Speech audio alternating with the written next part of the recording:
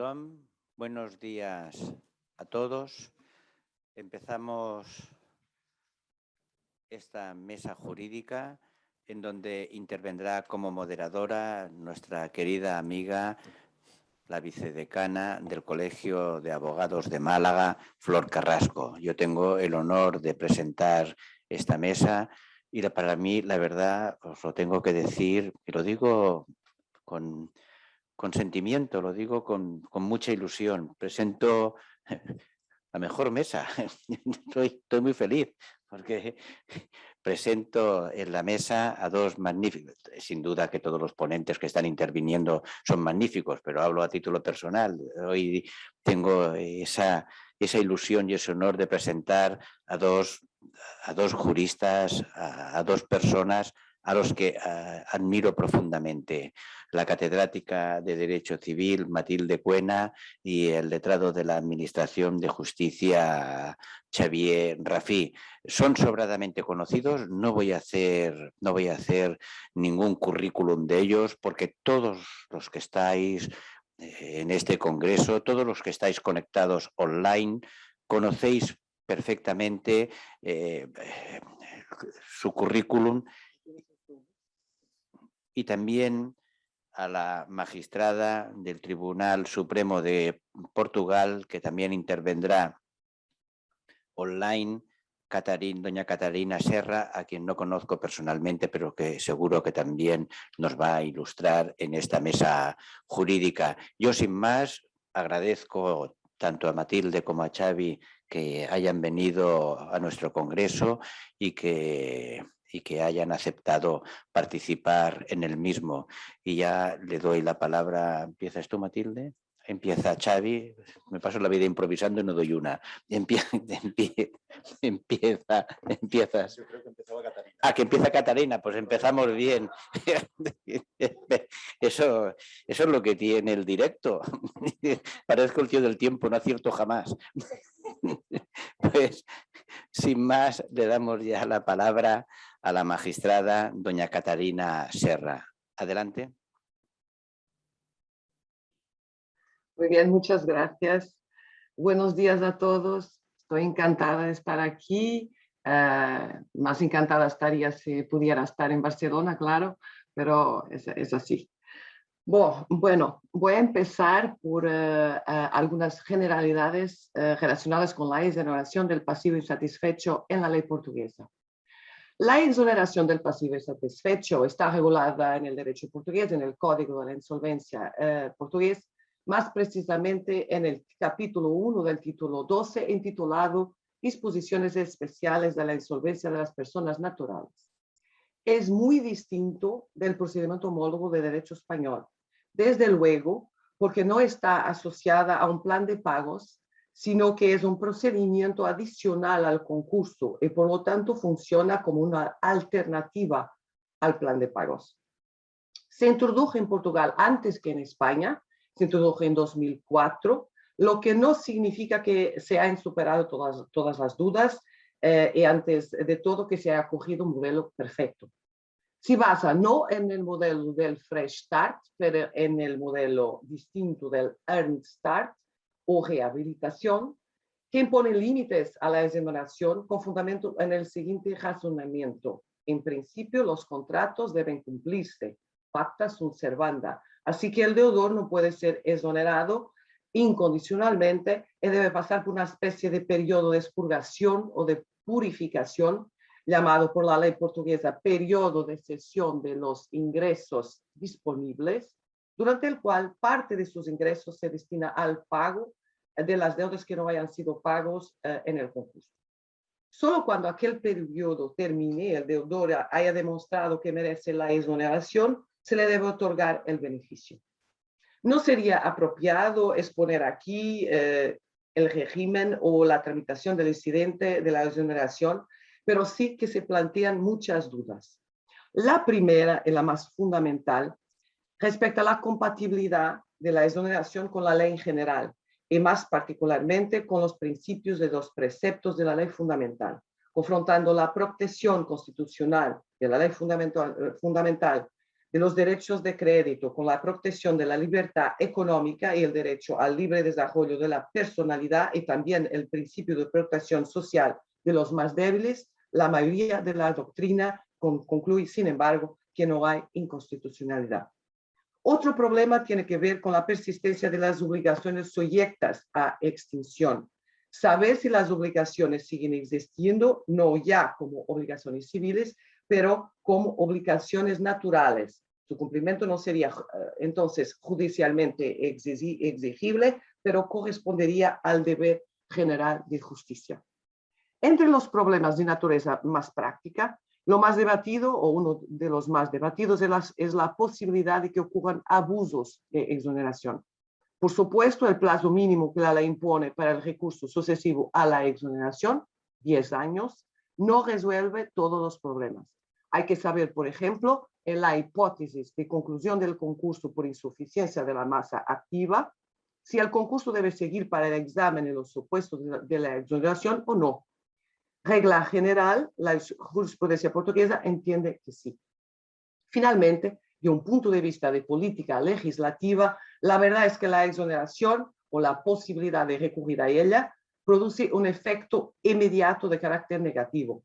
La contracción de la oferta de crédito en consecuencia de una desconfianza general o generalizada sobre la fuerza vinculante de los contratos. Porque no todo es malo, el instituto permite en contrapartida uniformizar los efectos del concurso, en particular los efectos de la conclusión del concurso.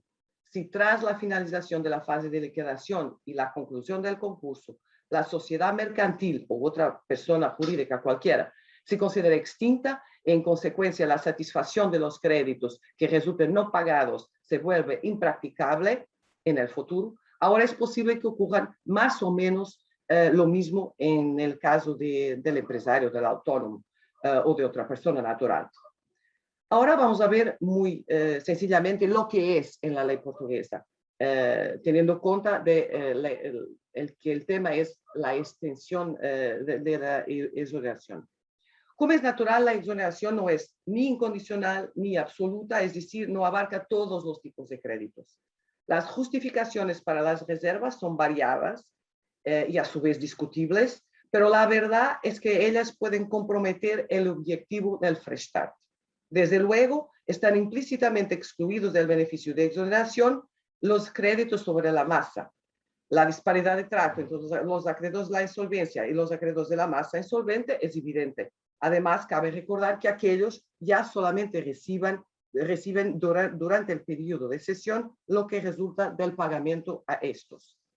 A continuación, quedan expresamente excluidos los créditos por alimentos, los créditos indemnizatorios por daños causados por actos dolosos del deudor, los créditos por multas y demás sanciones pecuniarias por delitos o faltas del deudor y los créditos públicos.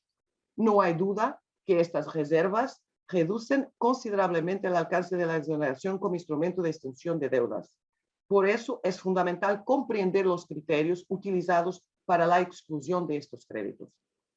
Hay un elemento común a todos, su fuente, que es la ley. Los créditos que tengan una fuente legal están excluidos de la exoneración, los que sean derivados de un contrato o sean de origen negocial están en cambio sujetos a él. Detrás de esta regla estará, por lo tanto, la convicción de que al realizar un negocio, los acreedores participan en el riesgo de insolvencia del deudor y cuando ese riesgo se concretiza, deben participar en los sacrificios que la situación les impone. Al contrario, los acreedores que en virtud del origen legal de su crédito no hayan tenido la oportunidad de evaluar al deudor o elegir el deudor, son acreedores involuntarios, no deben estar sujetos a los efectos de la exoneración.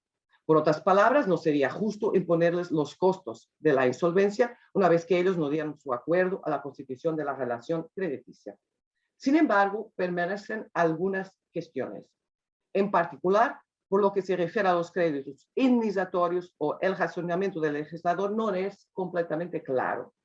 Tras una lectura más detenida, se percibe que el legislador fundó exclusivamente la disparidad de trato en el grado de culpa del deudor. Una conducta dolosa es en principio más censurable que una conducta meramente negligente. por lo que en caso de dolo el agente es castigado con la subsistencia de la obligación. La medida tendrá, pues, un claro efecto punitivo, lo que no es sorprendente dado el estrecho vínculo en el derecho portugués entre la exoneración y la conducta del deudor.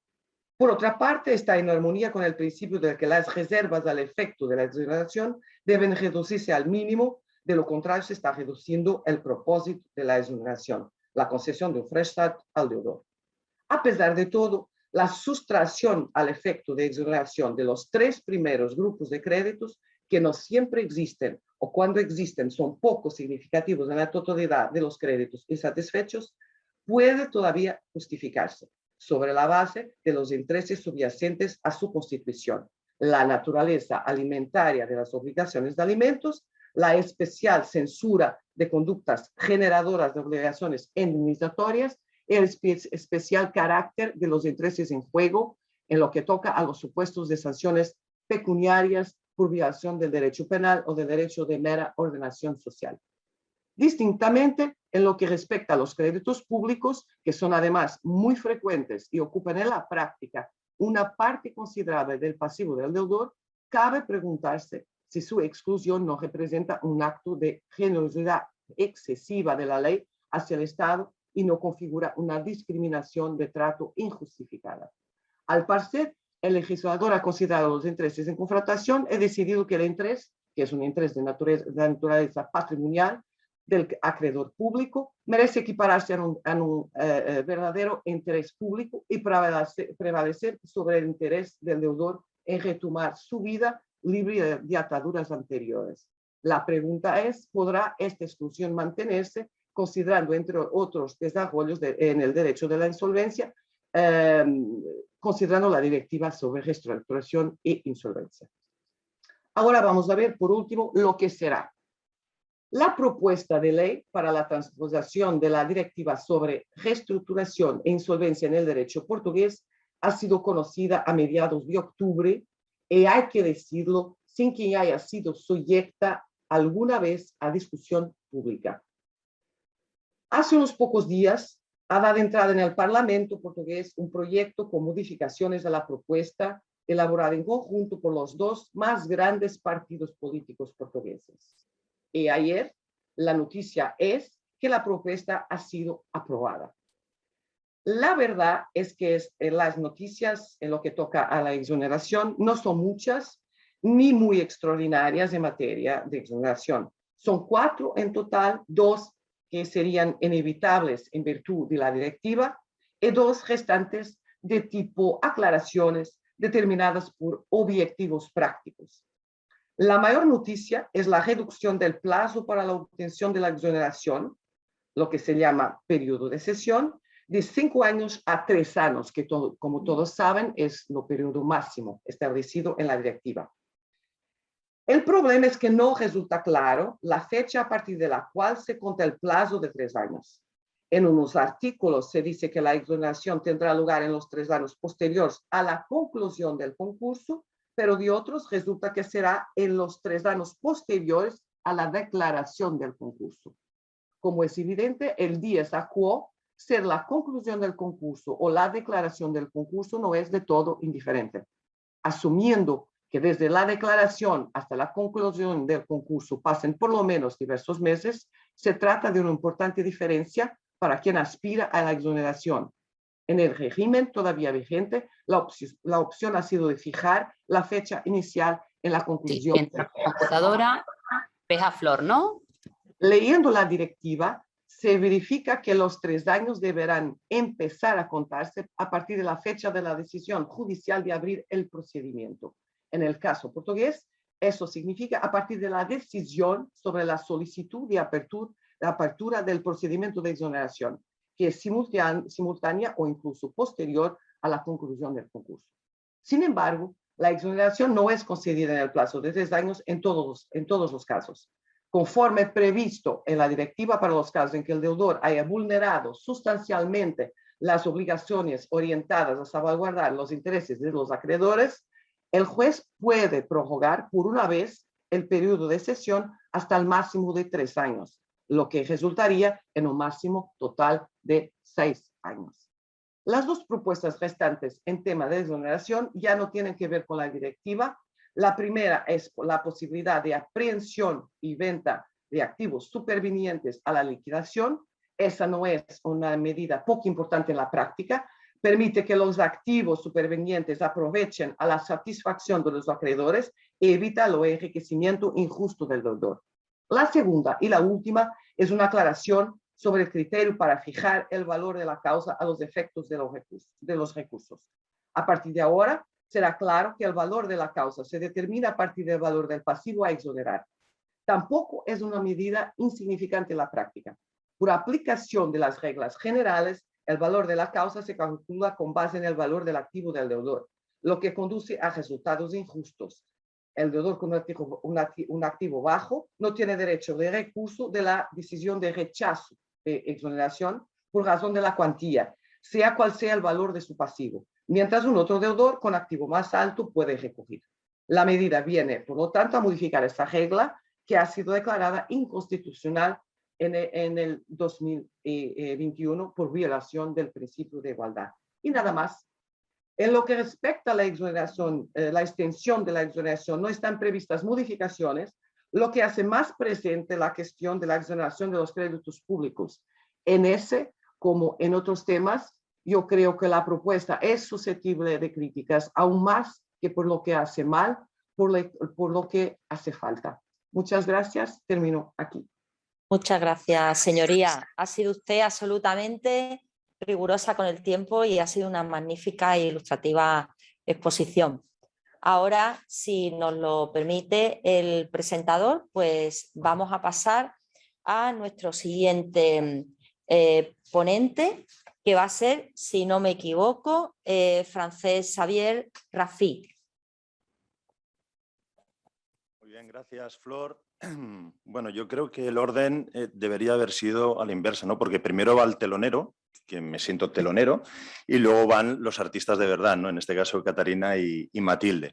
Pero bueno, el orden establecido ha sido este y voy a aprovechar los minutos que me restan. Gracias al Ilustre Col·legi d'Advocats de Barcelona por la invitación a este primero, espero que de muchos, congresos europeos sobre la insolvencia personal, sobre la segunda oportunidad. Yo voy a hacer honor a lo que es el título de la mesa, que es Retos y propuestas sobre extensión de la exoneración, o más abstractamente, retos y propuestas de la exoneración. Claro, en cuanto a los retos, intentaré tratar aquellos que yo entiendo que una normativa sobre exoneración de deudas debe de superar en todas las legislaciones. Me centraré en la evolución que hemos tenido aquí en España, pero creo que son retos que se podrían aplicar también a otro tipo de legislaciones. Y en cuanto a las propuestas de mejora, ahí intentaría reflexionar sobre los escenarios de mejora posible de la exoneración, pero desde un punto de vista procesal. Es decir, aprovechando mi condición de letrado de la Administración de Justicia, advierto cuando he revisado el anteproyecto de ley, que luego es verdad que puede acabar siendo algo muy distinto a lo que hay, pero sí que por lo menos he advertido algunas cuestiones que me incomodan en cuanto a la tramitación de la exoneración. Como diré luego, el proceso concursal no debería de ser el primer obstáculo para el reconocimiento de la exoneración. Debería ser un paso rápido que genere seguridad jurídica en todos aquellos que acuden al juzgado. Bueno, pues pondré de manifiesto, siempre con carácter constructivo, pondré de manifiesto algunas materias que he visto yo que quizá no se adecúan a lo que en la práctica necesitaríamos en los juzgados. El primer reto que yo considero que debe de tener cualquier normativa de este tipo es la de poderse consolidar, es decir, de perdurar en el tiempo. Nosotros venimos de varios sistemas de reestructuración de la deuda en los últimos años que prácticamente no han tenido tiempo para consolidarse en nuestro ordenamiento jurídico. Si hablas según con quien hables, todo está muy mal. Es horroroso, el sistema fracasa y según con quien hables el sistema es maravilloso y más vale tener esto que no tener nada como se tenía antes. Bueno, yo creo que el tiempo nos puede hacer ver que lo que está tan bien pues verdaderamente no es tan bueno y lo que es o aparentemente es tan malo pues a lo mejor no es tan malo, ¿no? Con lo cual, el primer reto que deberíamos o que debería de asumir esta nueva normativa que nos viene encima es precisamente el darle tiempo para asentarse en nuestro ordenamiento jurídico y a partir de ahí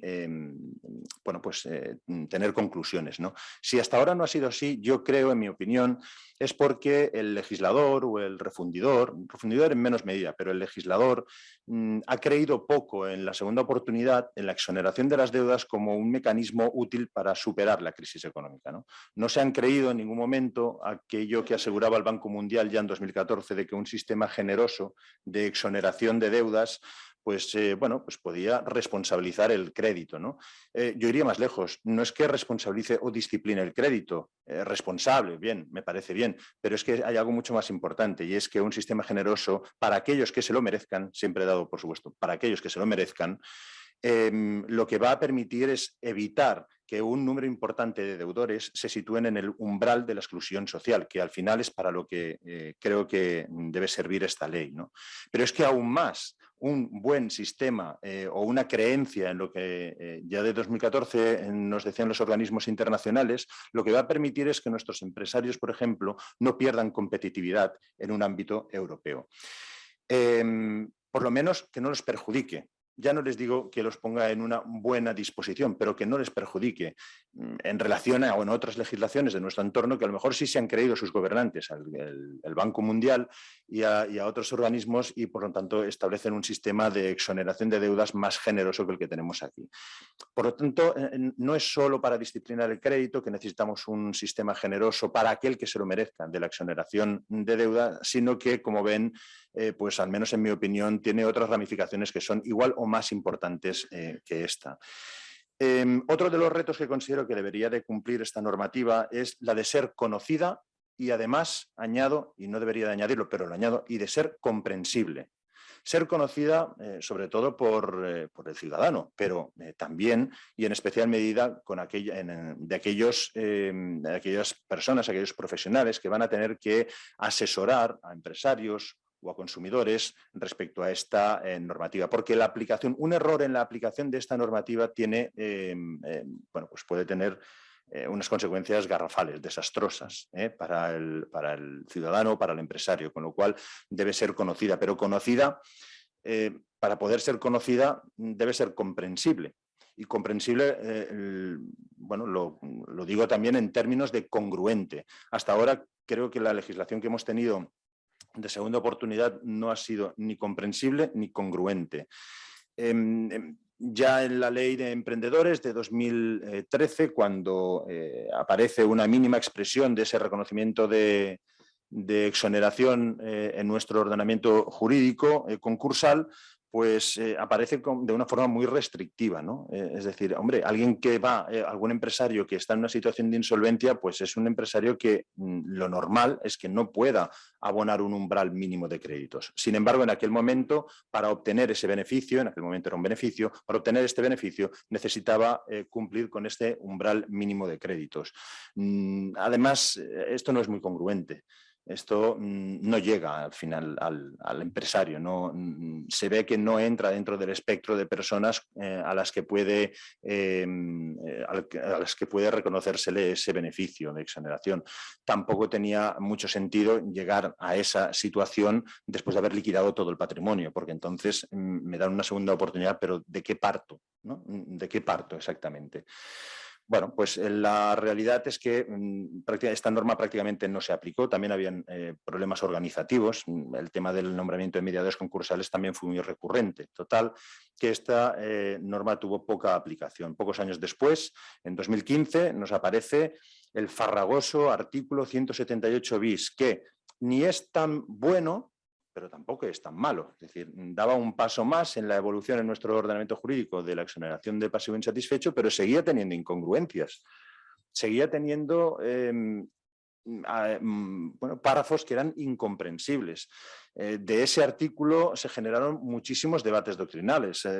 Se hablaba de de qué es lo que se exonera. Antes lo hemos hablado con, bueno, se ha dicho por Matilde también, ¿no? ¿Qué es lo que se exonera provisionalmente? ¿Qué es lo que se exonera definitivamente? Han visto ustedes que, bueno, pues los criterios son distintos, no hay un solo criterio de entender qué es lo que se exonera. También se generó el debate de saber exactamente qué créditos se exoneraba, no qué se exoneraba provisional y qué definitivamente, sino qué créditos se exoneraba. ¿El crédito público se exoneraba? Bueno, no hace falta extenderme mucho en el debate, ya lo conocen sobradamente. Pero es que también se generaban debates de si se podía declarar y concluir simultáneamente o no podía declararse y concluir simultáneamente. En fin, no era una norma de fácil comprensión, era un artículo muy farragoso y la prueba de ello es que el texto refundido refunde, por así decirlo, ese artículo o disgrega ese artículo en 16 o 17 artículos más. Lo sistematiza mejor de lo que teníamos, pero siguen existiendo las mismas incongruencias, y es que para llegar a la exoneración de deudas necesitaba o bien abonar un umbral mínimo de créditos, ya sea en la exoneración por el régimen general, pero también mediante cumplimiento de plan de pagos. Eso también obliga a abonar un mínimo pago en créditos, y además todo eso se hacía bajo el condicionante de haberse liquidado todo su patrimonio. Como ven, ha sido una normativa, o a mi entender ha sido una normativa muy incongruente. Parece que el anteproyecto de ley modifica este sistema y efectivamente permite superar estos dos hándicaps, ¿no? Permite la posibilidad de alcanzar la exoneración o ser reconocido el derecho a la exoneración sin necesidad de la liquidación del patrimonio, y también el tema del umbral mínimo de pago de créditos parece desaparecer, sobre todo en la modalidad de exoneración por liquidación, en donde se va a liquidar el patrimonio, pero no necesitarás un pago extraordinario más allá de esa liquidación del patrimonio. Bueno, el siguiente reto, hemos hablado del reto de la consolidación de la normativa, hemos hablado del reto de ser una normativa que pueda ser conocida y que pueda ser comprensible para todos. El siguiente reto que yo quería apuntar es, o de que debe aspirar la norma, es a ser útil. Útil en términos de eficiente. Ayer el observatorio nos arrojaba unos datos que podían parecer un poquito alucinantes, pero que sobre todo lo que nos tiene que hacer es reflexionar a todos. No puede ser que una persona que se sitúe en insolvencia en 2018, en 2020 o 2021 aún no haya recibido una respuesta desde las instituciones sobre si se le exonera o no se le exonera y qué tipo de deuda se le exonera. No es extraño ver en los juzgados mercantiles concursos consecutivos, que es el procedimiento paradigma en el cual se concede o no la exoneración, pues iniciados en 2019 y que a finales de 2021 aún no tienen una respuesta. Digo juzgados mercantiles y yo creo que podríamos abrir el campo también a los juzgados de primera instancia, al menos por lo que me comentan mis compañeros. Por lo tanto, necesitamos un procedimiento expeditivo, un procedimiento rápido, un procedimiento más directo, sobre todo en situaciones en donde se advierta o se presuma la insuficiencia de masa a liquidar. El sistema tiene que ser justo para todos, justo para el concursado, un sistema en el que pueda acceder el concursado, pero que tras pasar por la normativa de segunda oportunidad siga encontrándose prácticamente en el precipicio de la insolvencia. No parece que sea un sistema justo. Desde luego, en términos de utilidad, no va a ser un sistema útil para el concursado. Oiga, yo estoy en esta situación y yo socialmente necesito una solución a esta situación que no ha sido creada por mí. No soy un empresario, no soy un consumidor de mala fe. Soy una persona honesta, soy una persona desafortunada, pero soy una persona honesta. El sistema dice que me ofrece una solución a esta situación y luego, a la hora de la verdad, el sistema es tan encorsetado que al final no me acaba exonerando prácticamente ninguna deuda. Esto no es útil para el empresario ni para el consumidor. Por lo tanto, otro de los retos que tendrá la normativa que nos venga en los próximos meses es la de ser útil. Ser útil al concursado, pero también ser útil a terceros.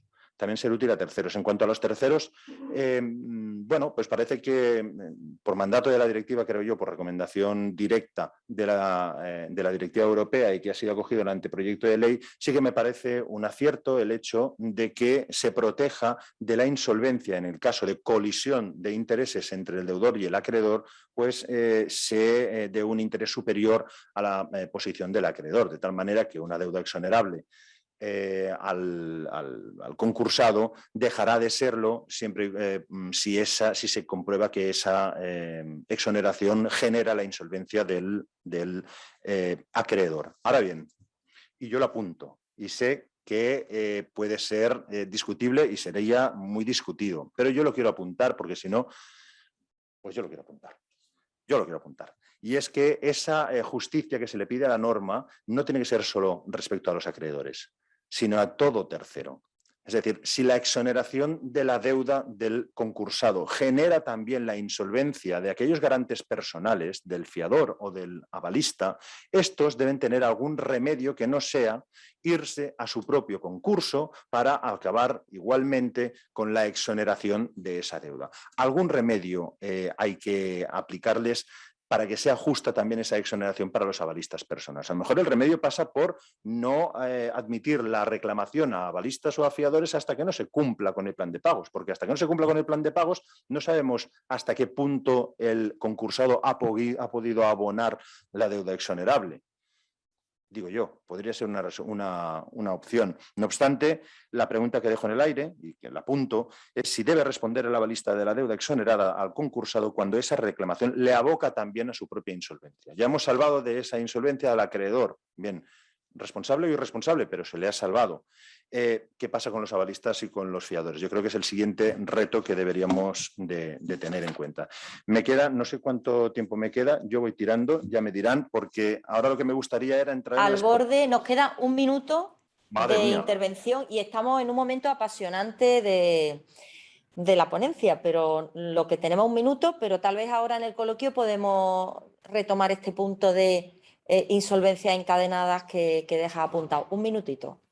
Muy bien, bueno, sí, pues sí, básicamente era eso, era entender que uno de los retos es evitar el concurso en cascada, ¿no? que se viene a decir, pero no focalizándolo solo en el acreedor. Yo iba a hablar ahora de lo que realmente me gustaba hablar, que era el bloque de propuestas procesales que tiene el anteproyecto de ley, solo en el espacio de la exoneración, solo en el bloque de los artículos de la exoneración. Iba a hablar de la necesidad, ya se ha apuntado antes, pero yo quería ratificarlo, la necesidad de unificar la competencia objetiva de estos procedimientos en los juzgados mercantiles, por la especialización que ello supone. Ya sabemos que hay un anteproyecto de ley, reforma de la Ley Orgánica del Poder Judicial, pero ese anteproyecto de ley no solo incluye esta materia, incluye otras materias, tribunales de instancia y tal, que son más farragosos y que pueden complicar más la aprobación por esas mayorías especiales que requieren este tipo de ley. Bueno, pues apunto al legislador, por si alguno me está oyendo, que en el caso de que no lleguen a un acuerdo en la reforma integral de la Ley Orgánica, tal y como está en el anteproyecto, que por lo menos nos aprueben la unificación de las competencias objetivas. Iba a hablar del trámite procesal de la aprobación del plan de pagos, que no me parece nada acertado.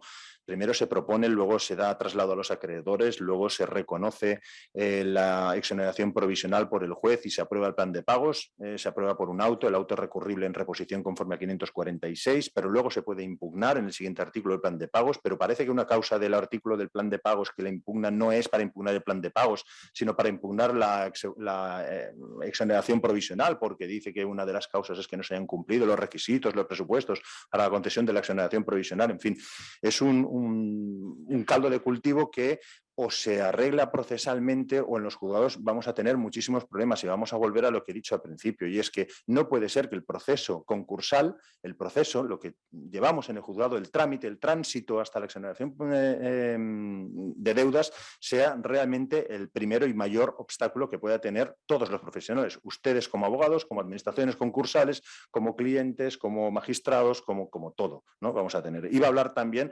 de un artículo que me parece que vale la pena. pero encima de la mesa, que es esa necesidad de aclarar el tema de las ejecuciones sobre los créditos no exonerables y las obligaciones, los débitores. Uy, te oigo en francés. off, eso significa que me Francés, cortas. soy Flor.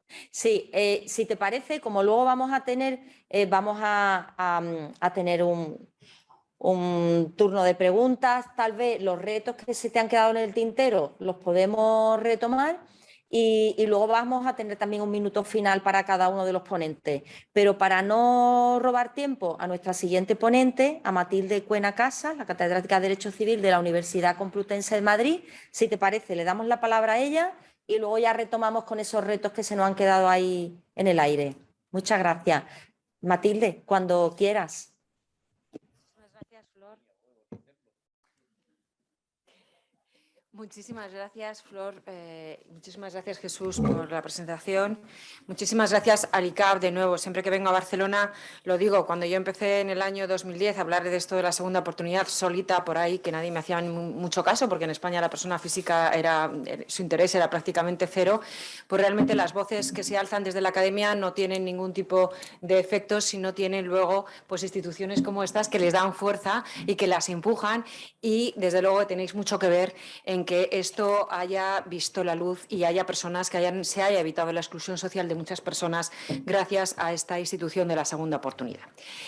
Bien, yo la voy a liar porque normalmente lo suelo hacer. Entonces, no es verdad que el anteproyecto no sea un buen texto.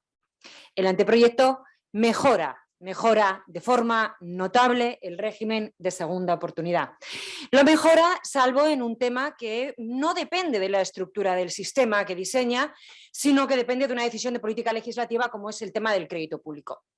Totalmente, y lo digo desde el primer momento de mi intervención, soy totalmente partidaria, lo dije en la comisión cuando se me preguntó, lo dije constantemente, que se tiene que exonerar el crédito público, al menos el que deriva del tráfico ordinario del empresario, al menos ese, al menos, ¿de acuerdo? Tiene que actuar el acreedor público en el mismo nivel que los acreedores privados. No voy a insistir sobre esta cuestión, sobre la que ya ha habido una mesa, pero lo digo desde el minuto uno. Eso es lo que hace que la norma proyectada sea restrictiva, pero en su estructura las mejoras son súper potentes. ¿Por qué? En primer lugar, lo he dicho antes en una de mis preguntas o intervenciones, el que no se supedite la exoneración del pasivo exonerable al pago de no exonerable es una mejora objetiva. Si yo tengo un deudor con un pasivo exonerable de 300, un pasivo no exonerable de 500, hoy como abogado yo le digo no te vayas al régimen de segunda oportunidad, porque ¿para qué? No vas a poder pagar ese pasivo no exonerable para poderte obtener la exoneración de 300. Pero claro, ya la nueva legislación lo que te dice a usted, yo no le condiciono. Si usted tiene un pasivo exonerable de 300, yo como abogado le recomiendo meterse en el jardín de la exoneración, porque 300 se los quita. Luego tenemos el problema de que te siguen quedando 400, pero por lo menos 300 te los quitas. Con la regulación vigente en el texto refundido de condicionamiento del pago del pasivo no exonerable al exonerable, pues evidentemente si tienes mucho pasivo no exonerable no te interesa nada el procedimiento concursal, ¿vale?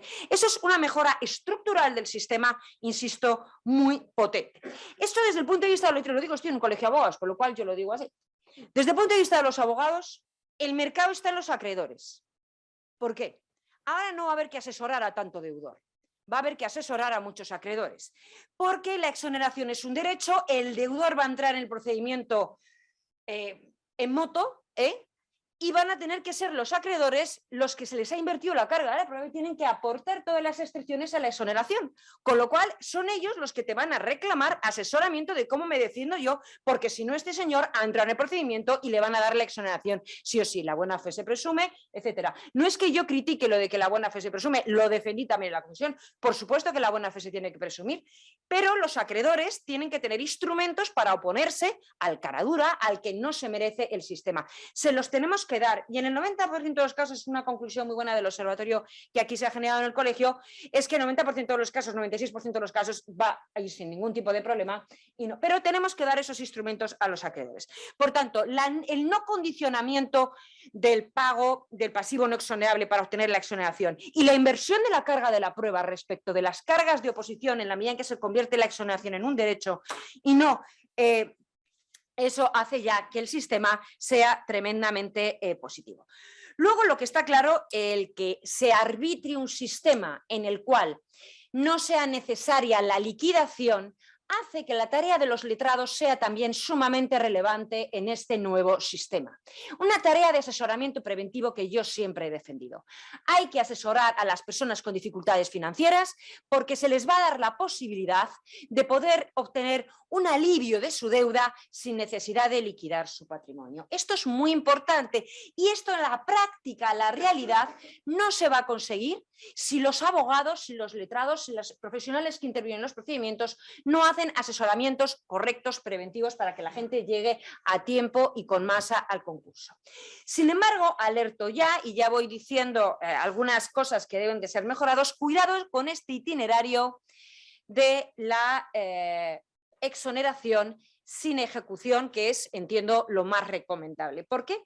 Porque si nosotros vemos el artículo 498 bis del anteproyecto en las causas de oposición de los acreedores, pues uno se encuentra con que en el apartado segundo dice que los acreedores, cuando superan el 40% del pasivo total, pueden oponerse al plan de pagos, atentos aquí, cuando el plan de pagos no incluya la realización o aplicación y el pago de la deuda exonerable, de la deuda no exonerable, de la totalidad de los activos que no resulten necesarios para la actividad empresarial. Esto, en mi opinión, hay que borrarlo del sistema. ¿Por qué razón? Está encubriendo una liquidación. Si tú me estás diciendo que un acreedor se puede oponer a... O sea, yo lo que quiero es que ese señor obtenga la exoneración sin que le liquiden su casa, su coche, nada. ¿Vale? Si tú me estás diciendo que el 40% de los acreedores se puede oponer a ese plan de pagos si no has liquidado todo el patrimonio, no afecto a tu actividad empresarial, señores, estamos colando aquí una liquidación. Y esto no es el objetivo de este sistema. Por lo tanto, yo creo que esto hay que cambiarlo. ¿Qué otros cambios creo que son importantes? En este tema del plan de pagos, que es al que tenemos que tender, ahora a corto plazo no lo vamos a conseguir porque la mayoría de los particulares están muy apalancados con muchísima deuda, es poca gente que vaya a llegar con masa suficiente, pero en un medio o largo plazo lo ideal es esto. Tiene que haber un control ex ante del plan de pagos. Aquí no se puede sentar el deudor y dice voy a redactar el plan de pagos y lo presento. No, hay que haber un cierto control de viabilidad, que es para lo que yo creo que es muy importante la actuación de la administración concursal. El administrador concursal debe controlar que ese plan de pagos, al que se le va a dar la oportunidad de plantear, es un plan de pagos viable y razonable, porque corremos el riesgo de saturar los juzgados con cosas de planes que luego no sean viables y que al final no se aprueben. Y también es muy importante, en mi opinión, respecto de este doble itinerario con el plan de pagos, que para que un deudor pueda acudir a este itinerario, en mi opinión, debería, y así lo hice yo en la propuesta que presenté, debería de intentar una salida extrajudicial de la crisis. Fíjese aquí lo que va a pasar. En primer lugar, ahora mismo puede ser que un deudor se declare en concurso, pida la exoneración con plan de pagos antes de la apertura de fase de liquidación, sin haber tenido los acreedores ninguna oportunidad de prestar su consentimiento al acuerdo. Antes se exigía el intento de acuerdo extrajudicial de pagos, ¿vale? Pero ahora que ya no tenemos acuerdo extrajudicial de pagos, bueno, pues salvo que el deudor intente un convenio, pues no van a tener los acreedores esa oportunidad. Y legalmente debería esto de modificarse. Si usted quiere ir al itinerario de plan de pagos, tiene con carácter previo que intentar una salida extrajudicial o por lo menos un intento de acuerdo. Cosa que sí que le va a pasar a las microempresas, los que tienen un pasivo inferior a 2 millones de euros, porque ellos tienen que haber intentado ese plan de continuación si es que, como decíamos antes, le estábamos permitiendo la entrada con plan de pagos, que yo no la veo clara en el anteproyecto y que debería de modificarse. Hay que tener muy claro que en este nuevo sistema que se diseña, en el plan de pagos, cuidado aquí, no tenemos que meter el pasivo no exonerable. En el plan de pagos se mete solo el pasivo exonerable, porque el pasivo no exonerable va por libre. El acreedor sigue manteniendo vivo su derecho de crédito. Con lo cual aquí no nos va a pasar el problema que se nos ha suscitado en la mesa anterior. ¿Qué pasa si yo me voy al itinerario de plan de pagos y no puedo cumplir ese plan de pagos porque luego me pasan cosas? Bueno, primero puedo cambiar de itinerario y meterme en la liquidación, eso lo permite el anteproyecto. Pero si dejo de cumplir el plan de pagos, esas deudas que me quedan pendientes son las deudas exonerables, no las no exonerables, con lo cual no se puede plantear aquí la discusión que se suscitó antes de que se pueda exonerar el pasivo no exonerable. Bien, y ahora voy a entrar en una cuestión importante que es el tema de los fiadores. Y ojo, aquí en un tema que es muy nuevo, que es el de las compañías de seguros, señores. Aquí hay unos cambios súper potentes que yo creo que no se han dado cuenta las compañías todavía de esto, pero se les va a venir un problema encima tremendo. En primer lugar, sabes, Frances, que no comparto tu opinión en relación con los fiadores avalistas, y yo eso lo defendí también en la reforma del año 2015. Vamos a ver, ¿por qué? En primer lugar, cuando una persona es fiador o avalista, y me da igual que sea la abuela del deudor, una señora mayor, lo que sea, me da igual. Cuando una persona, y debe de serlo, cuando una persona avala una deuda ajena, está asumiendo una obligación, porque no me creo eso que es un caso de responsabilidad sin deuda, para mí es un caso de deuda con responsabilidad, ¿vale? Porque deviene deudor y muchas veces solidario, porque la fianza es solidaria. En este caso, cuando una persona avala, ¿para qué avala? ¿Por qué refuerza al acreedor ese derecho de crédito? ¿Para que ese fiador cubra el qué? ¿La insolvencia del deudor? Si tú me estás diciendo que luego cuando es insolvente el deudor, que es cuando tiene que sacar la cabeza al fiador, resulta que al fiador lo quitamos de en medio, ¿para qué queremos la fianza? Eso hace que nos carguemos el mercado de crédito. Otra cosa es que evidentemente ese fiador, si no puede cumplir, como tantas veces, porque nos encontramos muchos casos de insolvencia de persona física en la práctica que son avalistas de personas jurídicas. Es decir, eso nos está pasando constantemente. Entonces, ese fiador es que luego no puede pagar, muy bien, pues me declaro en concurso. Para ahí tengo yo tu remedio. Yo no te voy a excluir del sistema porque seas fiador, pero no te voy a permitir que por ser fiador no se te pueda reclamar el derecho de crédito, porque para eso está. Para eso está el fiador y los refuerzos de las garantías. Si no, las desnaturalizamos. ¿Y esto qué provoca? Porque es lo que pasa con la segunda oportunidad cuando hacemos planteamientos muy generosos. Nos podemos cargar el funcionamiento del mercado de crédito, que no es como en Estados Unidos, decía Jason Kilburn ayer, no le van a subir el coste del crédito al deudor. Aquí nos lo suben a todos porque no tenemos burós positivos y no tenemos un sistema de información crediticia en paralelo. Con lo cual, esta es una materia que tiene muchas aristas. Pero si ustedes ven el artículo 492 de la reforma, del anteproyecto, ven que ya no solamente hablamos de coobligados solidarios, no solamente hablamos de fiadores, no solamente hablamos de avalistas, sino que añaden aseguradores y además añaden todos quienes por disposición legal o contractual tengan obligación de pagar la deuda. Y tenemos, ojo, en la práctica los casos de los hipotecantes no deudores. Cuidado aquí. El hipotecante no deudor tiene serios problemas en el procedimiento concursal, porque tiene garantía real el crédito del deudor, pero no es crédito privilegiado en el concurso, porque para que tenga esa condición tiene que estar en la más activa el bien grabado. Y como aquí la hipoteca es de un tercero, el régimen es un crédito ordinario y por tanto crédito exonerable. Con lo cual el acreedor ¿qué hace? Voy a por el hipotecante, ejecuto el bien hipotecado y en vía de regreso el hipotecante se le puede oponer la exoneración, no está mencionado aquí. Y tampoco cabe que sea por disposición legal o contractual que tengan obligación de pagar la deuda, porque no tienen obligación, no son deudores. A estos señores hay que meterlos aquí, en mi opinión, ¿vale? Para empezar. Porque de lo contrario, el deudor puede ver como el hipotecante va a por él y le toca pagar la deuda, ¿vale? En segundo lugar, los aseguradores. Cuidado aquí con las actuaciones dolosas del deudor. Nosotros sabemos que la responsabilidad civil extracontractual es deuda no exonerable. Aquí no tenemos problema porque es deuda no exonerable. Pero ¿qué pasa con un incumplimiento doloso y una responsabilidad contractual derivada de un incumplimiento doloso de un contrato? ¿Vale? Responsabilidad contractual. Eso es deuda exonerable, ¿vale? ¿Qué ocurre aquí? El dolo no es asegurable, artículo 19 de la Ley de Contrato de Seguro, pero tenemos una bomba de relojería en el artículo 76 de la Ley de Contrato de Seguro, que es la acción directa.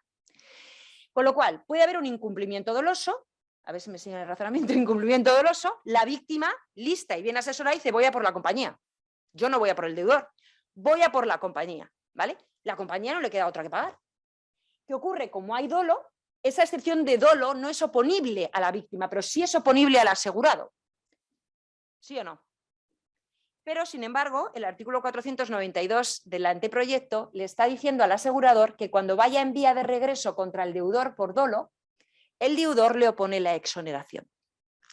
Con lo cual, si admitimos que se le sea inoponible la exoneración al asegurador, Este artículo 492 del anteproyecto de la reforma concursal estaría excepcionando el artículo 19 de la Ley de Contrato de Seguro y sería una vía de aseguramiento del dolo, lo cual invita a situaciones de riesgo moral que no son nada deseables. Y por eso es muy interesante, en contra de lo que decía ayer don Ignacio Sancho, que en la buena fe haya una cláusula por virtud del cual el juez pueda valorar la conducta del deudor. Porque es decir, no se ha abierto la fase de calificación, pero yo aquí veo un incumplimiento doloso y como a este señor le permita el acceso a la segunda oportunidad, la compañía le va a tocar pagar y no va a poder recuperar el dinero, ¿lo vemos o no? En ese caso al juez yo le estoy dando un instrumento muy potente con un concepto valorativo de buena fe y es que en ese caso puedo decir, cuidado, no le doy a usted la exoneración porque aquí ha habido un incumplimiento doloso muy tremendo que además puede ser la deuda que le lleva a la insolvencia al deudor. Bien, estoy abriendo melones, ¿vale? Este tema me parece importante. Y luego una norma que hay que borrar del anteproyecto porque es incorrecta a todas luces, desde el párrafo primero hasta el último, es el artículo 494. Se pone el legislador o el prelegislador a decir qué pasa cuando un tercero paga deuda no exonerable. Imagínense ustedes que una compañía de seguros paga por un daño extracontractual. ¿Vale? Un daño extracontractual. La compañía de seguros llega y paga, esa deuda no es exonerable. Como no es exonerable, cuando luego la compañía vaya por el deudor, no le puede oponer la exoneración, porque la deuda es no exonerable, ¿sí? Pues bien, el artículo 494 nos dice lo que ya el Código Civil establece, que si la deuda no es, o sea, que si el crédito no se ha extinguido por la exoneración, evidentemente hay acción de regreso del fiador, hay acción de regreso del asegurador, hay acción de regreso de todo el mundo. Este artículo 494 no aporta nada. No sé cómo voy de tiempo y concluyo ya con mis propuestas. En esta ingrata tarea que tengo yo asignada de ser guardiana del tiempo, es que lo hemos agotado ya. Hemos agotado los 15 minutos. Si quieres, termina y ahora ya en vía de preguntas, pues seguro que te puedes extender, si te parece. Flor, es la primera vez en la historia que cortan a la primera Matilde. Es todo un éxito. Bueno, es que estoy muy lejos, ¿eh? Por eso me atrevo, porque estoy desde Málaga. Pues si quieres, termina. No, es que nos quedan pocos minutitos ya. Así que, y todavía tenemos que hacer el minuto de todos los ponentes. Flor, si me permite, solamente por las conexiones, te acabo de enviar una pregunta que han formulado aquí en la sala, la tienes en el móvil para que se la formules a Matilde, sin perjuicio de que continúes. Te puedo terminar simplemente con una cuestión. Bien, he citado ya algunas reformas que hay que hacer, pero sobre todo yo creo que hay una reforma general o una reflexión general que tiene que hacer el legislador cuando concluya, cuando se lleve a cabo esta reforma. Nosotros a día de hoy estamos sufriendo una tremenda inseguridad jurídica por una aplicación irregular de la normativa concursal por parte de los tribunales. No todos los jueces opinan de la misma manera, no el crédito público es exonerable en todos los juzgados, no les ejecuta la vivienda habitual o no se ejecuta en todos los juzgados, hay una tremenda inseguridad jurídica. Yo lo que invito al legislador, y lo digo ya, es que apueste por la claridad en la legislación, porque no puede delegar su tarea normativa en los jueces y tribunales. Los jueces tienen que aplicar e interpretar las normas y no se les puede cargar con la responsabilidad de asumir los costes de una mala regulación y que tengan ellos que hacer interpretaciones creadoras, porque al final ¿quién sufre? Sufren los particulares, porque la inseguridad jurídica es uno de los riesgos más potentes del sistema. Muchas gracias. Muchas gracias, Matilde, y a todos los ponentes. Tenemos una lista de preguntas, no sé si nos va a dar tiempo porque estamos ya a 54 y nos quedan solo unos minutos, pero voy a hacerle una pregunta que tengo aquí para Matilde y es, ¿qué le parece que la tutela ex ante del plan de pagos la realice, por ejemplo, una Cámara de Comercio en lugar de un administrador concursal?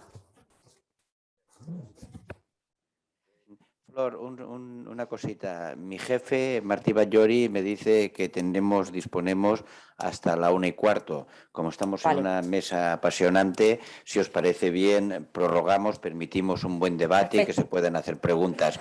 Yo a partir de aquí también me vuelvo a callar.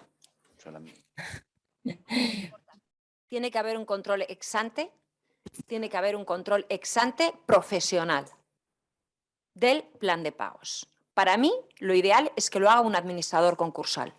Pero no, a mí siempre que quien lo haga sea una persona preparada para hacerlo y que asegure que no se inunden y taponen los juzgados con planes de pagos no viables, que lo único es que retrasan esas aperturas.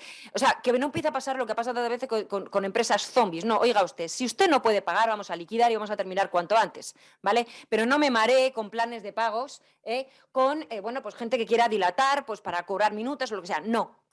Aquí lo que hay que hacer es un control ex ante potente por un profesional que, insisto, en mi opinión, desde el punto el que reúne la formación adecuada para hacer esto es la administración concursal, pero tampoco niego otras opciones. No seré yo quien haga eso, ni quien proponga eso. Pues si os parece bien, nuestro letrado de la Administración de Justicia francés se había quedado pendiente en alguno de los retos. No sé si querría ahora compartirlos con nosotros. Yo comparto lo que tenga que compartir, sí, no hay problema. Pero sí, haré dos observaciones, solo dos retos. No, tampoco voy a monopolizar mucho ni les voy a cansar ya a estas horas, ¿no?, de la mañana. Pero sí que quería decir una cosa que antes, porque no me tocaba en ese momento en el guión, no había tenido ocasión de decirlo. Lo ha dicho Matilde, ha empezado su intervención de esa manera y a mí me parece muy oportuno y yo también quiero sumarme a eso.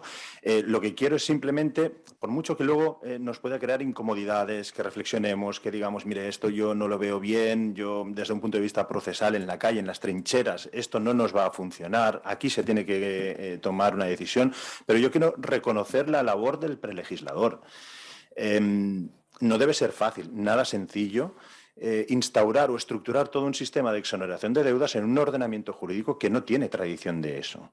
Ya lo digo, luego nos sentiremos más cómodos o menos cómodos, pero desde luego el anteproyecto de ley supone un avance respecto a lo que teníamos. Lo que pasa es que como somos exigentes, muy exigentes en este país, pues queremos más, pero hay que reconocer, y no quería bueno, pues, desperdiciar esta oportunidad para decirlo públicamente, hay que reconocer que el prelegislador pues, ha hecho un trabajo bueno, que puede ser mejorable, pero que es un trabajo bueno y que se tiene y es de justicia reconocerlo. Dicho esto, y ahora ya voy a la otra parte, la parte de hacer las dos observaciones procesales. Quería traer a colación el artículo 499.2 del anteproyecto de ley. Es aquel que nos dice que que dispone que las acciones declarativas y ejecuciones contra el concursado, contra el deudor, por las deudas no exonerables y también con aquellas deudas asumidas ex novo, por así decirlo, deberán de ejercitarse ante el juez del concurso y por los trámites de los incidentes. Yo creo que este artículo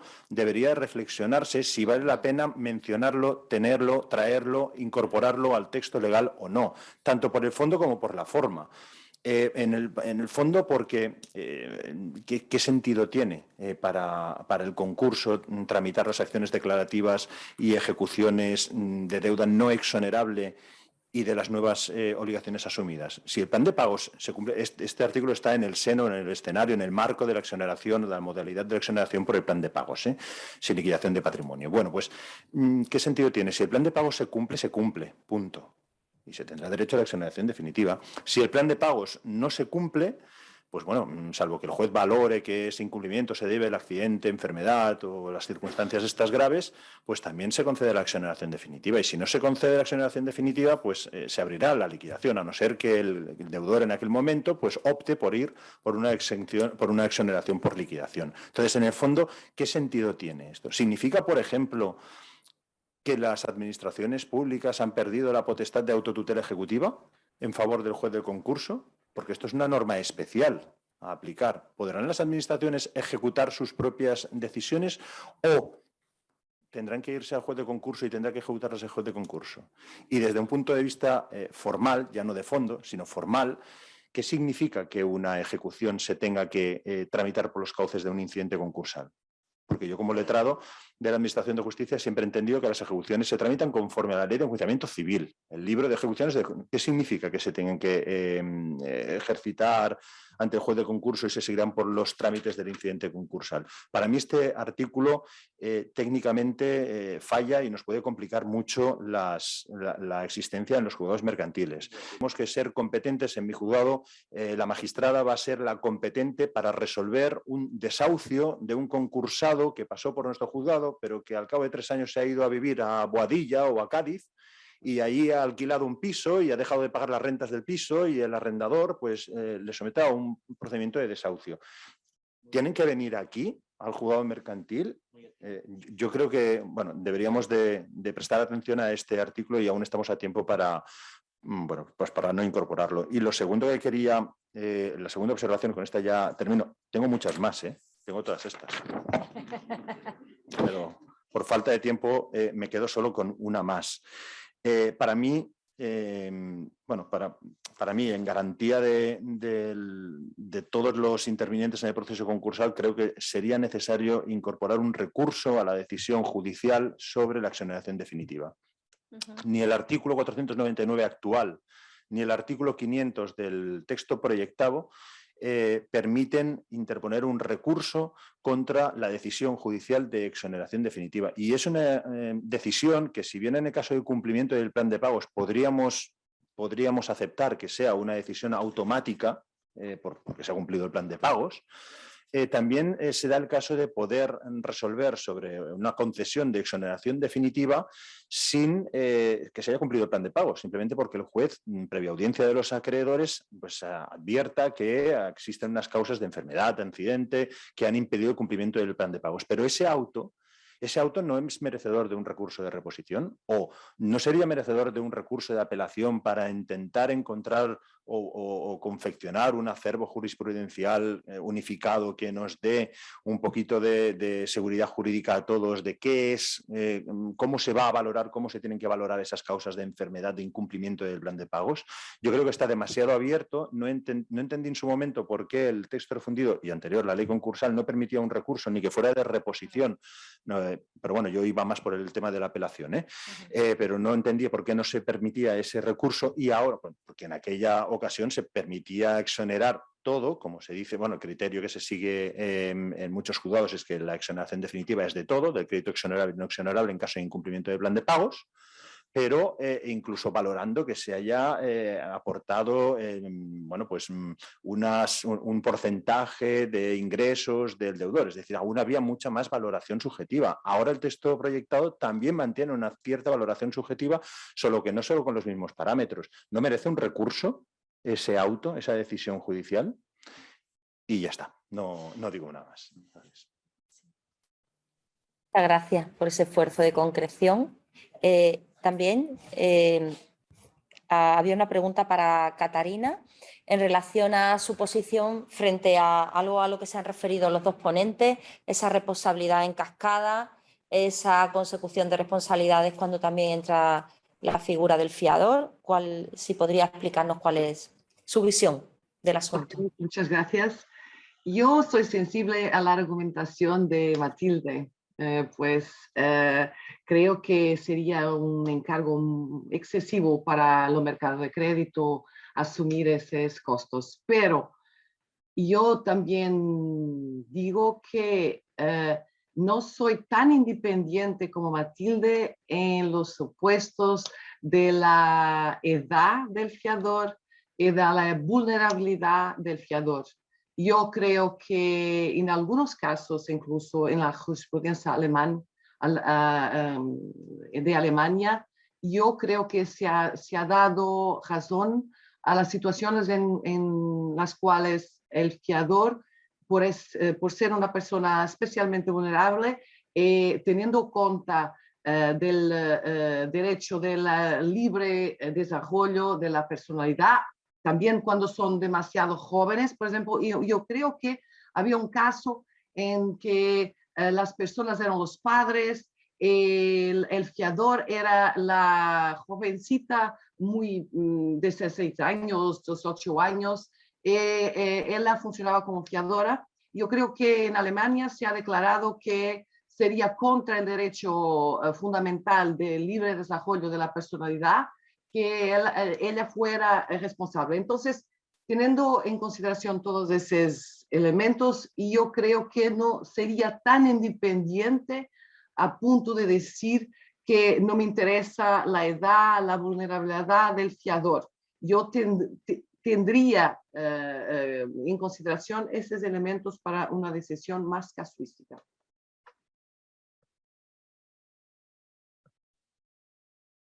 Pues sí, Jesús. Comentarios, si no te importa. Sí, bueno, pues yo evidentemente en el tema de, me viene muy bien lo que ha dicho Catarina, porque efectivamente hay que conectarlo, todo este asunto, con la actuación, que algo que ha mencionado también Jesús en su ponencia, la actuación de los acreedores. Y yo lo vengo defendiendo desde hace mucho. Es decir, el acreedor tiene que evaluar la solvencia del deudor y de los fiadores. Es decir, no se puede admitir cualquier fiador. Y por lo tanto, cuando resulta que hemos puesto un fiador que a lo mejor no tiene capacidad para asumir esa obligación garantizada a caso de que le toque responder, pues evidentemente es lo que siempre he dicho yo.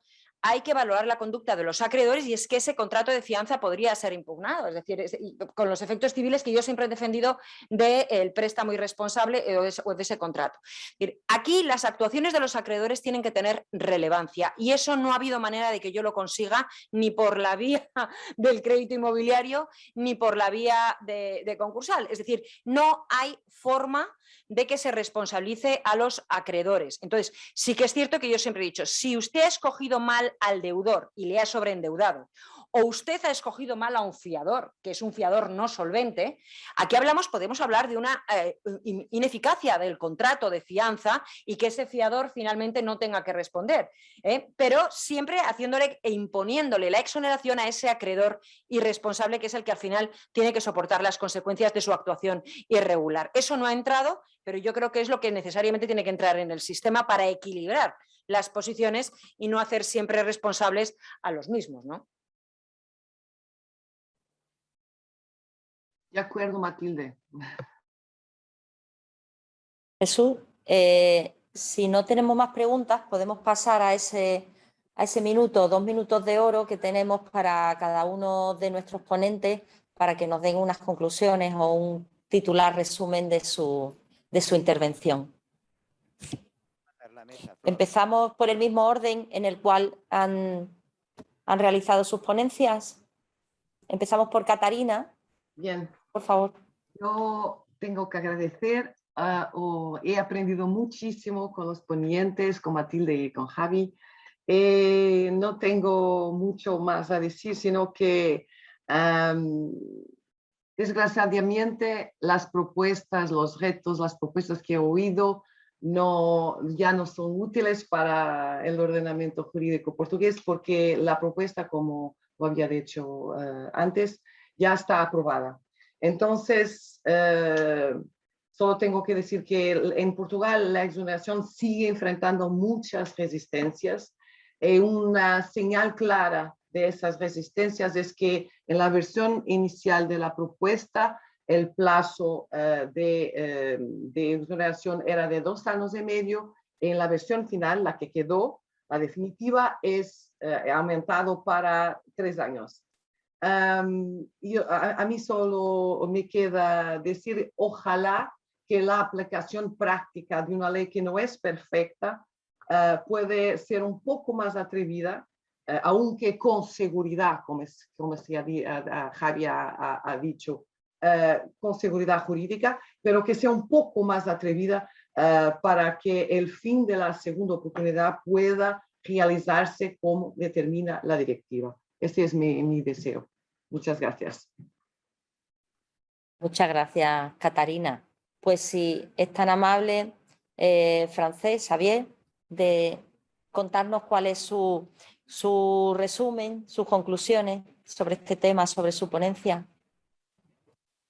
Sí, bueno, antes de todo, soy Francés, soy Javi, soy Xavier, llámenme como quieran.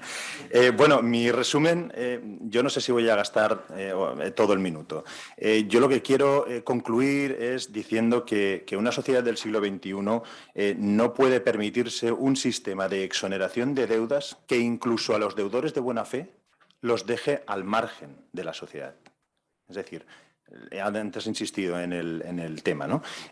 No puede ser que alguien, un deudor que se lo merezca, que es de buena fe, que es honesto, pase por un sistema de segunda oportunidad que sea tan restrictivo que al final siga encadenando concurso tras concurso tras concurso y esté estigmatizado. Porque esto no es solo, no va solo, o al menos yo lo entiendo así, no va solo de un tema económico o de un plano económico. Esto va de aquí también.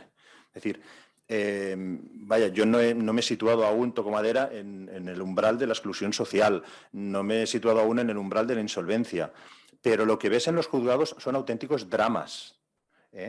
Mi compañero antes, Raúl, lo ha comentado, no se suelen ver caraduras, por así decirlo, se ven auténticos dramas. Entonces es necesario un sistema de exoneración para una sociedad del siglo XXI que permita que un deudor de buena fe pase por ese sistema y siga con su vida. Hay muchas expectativas puestas en este proyecto de ley para que sea útil, para que cumpla con estas funciones. Y, en definitiva, yo quiero acabar la intervención con un principio universal que me parece de sentido común, ¿no? Y es que una vida digna no puede ser solo patrimonio de los afortunados. Y con esto doy por finalizada mi intervención. Muchas gracias. Muchas gracias. Muchas gracias por esa intervención y esas bonitas palabras. Y ahora, pues, Matilde, si eres tan amable, tu turno. Muchas gracias. Bien, yo terminaría la frase de conclusión del anteproyecto. Es que hemos mejorado, pero no lo suficiente. Es decir, nosotros necesitamos efectivamente que las externalidades macroeconómicas que tiene el régimen de segunda oportunidad tienen que venir acompañadas por un incentivo a la iniciativa empresarial, por un estímulo del comportamiento irresponsable también de los prestamistas y también de los deudores. Creo que un régimen de segunda oportunidad eficiente, por el que yo, insisto, vengo luchando desde hace ya muchos años, hay que regularlo para que sea eficiente, para que podamos evitar situaciones de exclusión social, para que podamos evitar situaciones de riesgo moral y, sobre todo, para que no se quede afectado y que el mercado de crédito siga funcionando con normalidad, para que esas personas que requieren de financiación para salir adelante puedan, de una manera fácil, obtenerla. Un régimen de segunda oportunidad tiene que ser generoso con el pasivo exonerable. Si no, lo que será es un brindis al sol que no será eficiente. Y, sobre todo, lo más importante, nunca el rico ha estado tranquilo mientras el pobre pasaba hambre. Y, por lo tanto, es necesario y es urgente en España, con unos niveles de pobreza que tenemos que sonrojan, evitar estas situaciones de exclusión social y favorecer y alimentar una sociedad muchísimo más justa. Muchas gracias.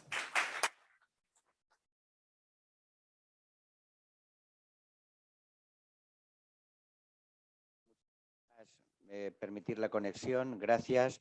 Manuel, muchísimas gracias. Te he cambiado el nombre, Xavi. Te he llamado Manuel. ¿Cómo lo has llamado? Manuel. Todos los hombres somos Manuel. Muchísimas gracias a los tres ponentes, a doña Catarina, a Matilde y a Xavier. Muchísimas gracias por vuestras magníficas intervenciones. Muchísimas gracias, Flor, por tu magnífica moderación. Recuerdos a todos los amigos de Málaga. Todos han pronunciado unas frases muy hermosas, pero recordar también que en este congreso hemos tenido nuestro especial up and down. En esta planta, en la planta octava, se han tratado mesas jurídicas, pero en la planta séptima se han tratado mesas sociales. Y coincido en lo que los tres ponentes habéis dicho, Matilde y también la magistrada y Xavier. Estamos hablando de un drama social, estamos hablando de muchísimas familias que están en una situación de exclusión social, de una crisis que ya dura muchos años y que empezó en el 2008. Y esa crisis perdura y la pandemia está agravando y va a agravar muchísimo más esta situación. No es solo una cuestión de números y se ha visto en nuestras mesas sociales, sino también la importancia que tiene que la gente, que la ciudadanía, cuando se encuentre en esta situación de exclusión social, se le permitan mecanismos para volver a empezar y volver a ser feliz. Yo creo que ha sido un congreso de gran felicidad y sobre todo esta mesa muy ilustrativa. Gracias a todos. Perdón, mi querida Flor, para despedir. Pues solamente para despedir, agradecer desde el Colegio de la Abogacía Malagueña esta oportunidad que nos habéis dado de compartir con vosotros tanto conocimiento, tanta generosidad por parte de los ponentes y también por parte del ICAP, y me quedo con esas palabras, que seamos felices y que demos una segunda oportunidad para que los que menos afortunados también puedan volver a ser felices. Muchas gracias y un abrazo para todos desde Málaga.